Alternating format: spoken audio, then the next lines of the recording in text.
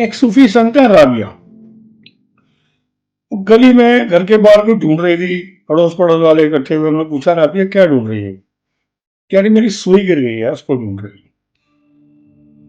पड़ोस पड़ोस वाले भी आए, इकट्ठे हुए, मिलकर ढूंढने लगे। थोड़ी देर ढूंढते रहे, नहीं मिली। तो एक ने पूछा, राबिया सुई गिरी कहाँ है आपकी? कह रही घर के भीतर। मुझे बड़ा अजीब सा लगा, थोड़ा गुस्सा भी आया। कह रही राबिया घर के भीतर सुई गिरी है तो ढूंढ तुम बाहर गली में रही हो। तो राबिया हंसी, कहने लगी हम भी तो क्या करते हैं, हम भी ईश्वर की खोज, परमात्मा की खोज, आनंद, सुख, मस्ती बाहर ढूंढते हैं। ये है हमारे भीतर।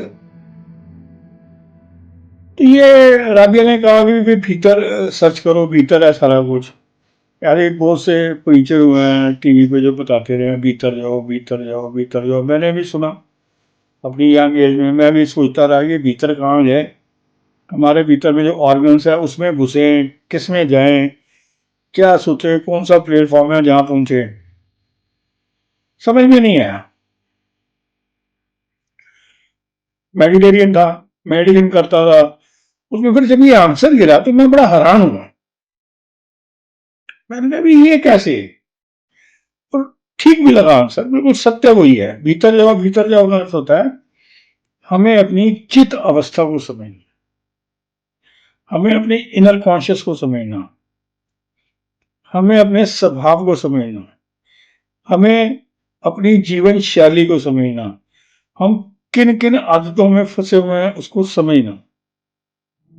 ये तो भीतर जाओ मीन्स सेल्फ एनालाइजिंग। एक उदाहरण से समझते हैं।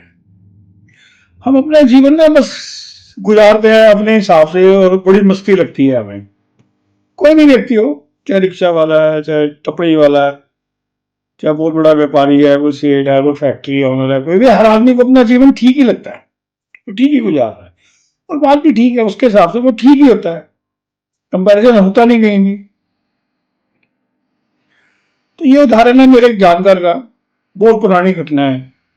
हम दोनों बैठे थे, दारू पी रहे थे, बातचीत चल रही थी, तो उसने बताया कि राजीव जी, गोवा में एक कॉन्फ्रेंस थी।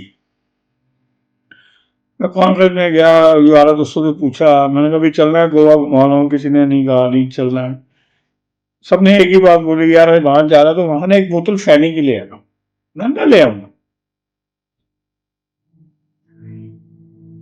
400 रुपए की फैनी की बोतल थी जो बहुत बढ़िया थी, अच्छी पैकिंग थी। मैंने 5 बोतलें खरीदी, ले आया, एक को फोन करा, भी तेरा वो गिफ्ट फैनी की बोतल आ गई है। उन्होंने कहा ठीक है, शाम को मैं आऊंगा, दे दूंगा। उन्होंने कहा आज मैं बिजी हूँ, कल का देखते हैं। मैंने अगले दिन सुबह उसको फोन कर दिया। मैंने कहा मुझे आपको कराना ही है, मैं दे जाऊंगा। उन्होंने कहा वेलकम। फिर मैंने बताया, मैंने कहा वो तेरी भाभी और बच्चे भी साथ होंगे। उन्होंने कहा आओ वेलकम यार, बैठेंगे, डिनर मारेंगे। कह रहे ठीक है मैं आता हूँ, लेकिन तुम्हारे घर के बाहर वो चौक पे जो पिंकी बटर चिकन वाला, उसका बटर चिकन मेरी पत्नी को बड़ा अच्छा लगता है। कह रहा मंगा लूंगा, आओ वेलकम। कह रहे मैं गया, फैनी की बोतल गिफ्ट करी, उसी की स्कॉच पी, वो बटर चिकन खाया, बढ़िया सा डिनर करा, आइसक्रीम भी खाई। 1600-1700 रुपये उसके खर्च करा दिए, खूब एंजॉय करा हमने। वो 400 रुपये की वसूली, 1600 रुपये। अब इस व्यक्ति को पता है कि मैं जीवन में गलत हरकतें कर रहा हूं या गलत तरीके से जीवन जी रहा हूं, नहीं पता इसको। ये सारा जीवन इसी चित्त अवस्था में व्यतीत किया होगा। ये इसकी चित्त अवस्था है, means profit and loss state. नुकसान बर्दाश्त नहीं है इसको, किसी की हेल्प करने बर्दाश्त नहीं है, पैसे तो बर्दाश्त ही नहीं है कि इसका खर्च हो जाए। और जिसने भी खर्च कराए होते हैं, जब तक ये इनके दो दुगने तुगने खर्च ना कराए, इनको नींद नहीं आती। ऐसे हैं मेरे आसपास बहुत से लोग हैं, और आजकल तो भरे पड़े हैं, क्योंकि कट कमीशन,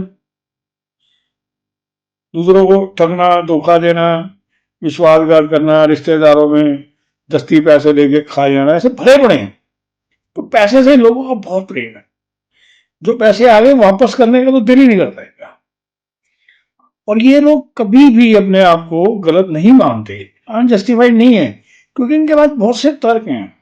मेरे भी तो किसी ने 10,000 मारे थे, मेरे भी तो 20,000 मारे थे, उसने मेरी भी तो कमीशन खाई थी।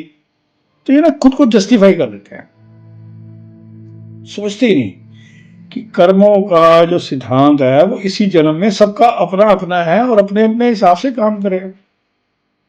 अब इस सचिन की आज क्या पोजीशन है? इनका दायां हाथ हिलना शुरू हो गया बड़ी तेजी से। वो डायबिटिक, इंसोमनिया, बीपी, ये तो कॉमन है ऐसे लोगों में। लीवर प्रॉब्लम है, लीवर साइरोसिस हुआ पड़ा है, ये भी कॉमन है। जो भी ये काम करते हैं, विश्वासघात वाला, कट कमीशन वाला, ये लीवर तो जाता ही जाता है। कई केसेज हैं मेरे आसपास। 2 बेटे थे, एक का एक्सीडेंट हुआ, उसकी डेथ हो गई। एक विदेश जा चुका है, मियाँ बीवी अकेले रहते हैं, पैसे की कोई समस्या नहीं। हर मंदिर में, हर फंक्शन पे खूब दान देते हैं, खूब दानवीर समझते हैं अपने आप को। मैंने कभी उनको ये बताया नहीं है असलियत का। तो कर्मों का फल इसी जन्म में है। अपनी चित अवस्था को समझो कि आपके अंदर लोभ लालच की क्या स्थिति है, आपके अंदर लॉ ऑफ गिविंग है या नहीं है, दूसरों की हेल्प करते या नहीं करते, हेल्प करते हो कंडीशनल करते हो या अनकंडीशनल करते हो, बस इतना ही। जैसे जैसे आप खुद की चित अवस्था को समझते जाएंगे, आपका जीवन बहुत बड़ी रूपांतरित होता जाएगा। ऐसा समझो, एक कमरा है, अंधेरा भरा हुआ है, पार्टियां भर भर के हम अंधेरा निकालते हैं, मीन्स माथे टेकते हैं, नाक रगड़ते हैं, पर्चे फड़वाते हैं, व्रत उपवास करते हैं, गंडे बीज पहनते हैं, उससे वो अंधेरा निकलने वाला नहीं है। अंधेरा की आप अपने अंदर चेतना की रोशनी जलाओ, मेडिटेशन करो, तो धीरे धीरे प्रकाश बढ़ता जाएगा, अंधेरा निकल जाएगा। मीन्स आपकी चेतना जागरूक होती जाएगी, आपकी चित अवस्था समझती जाएगी कि आपकी नेचर क्या है।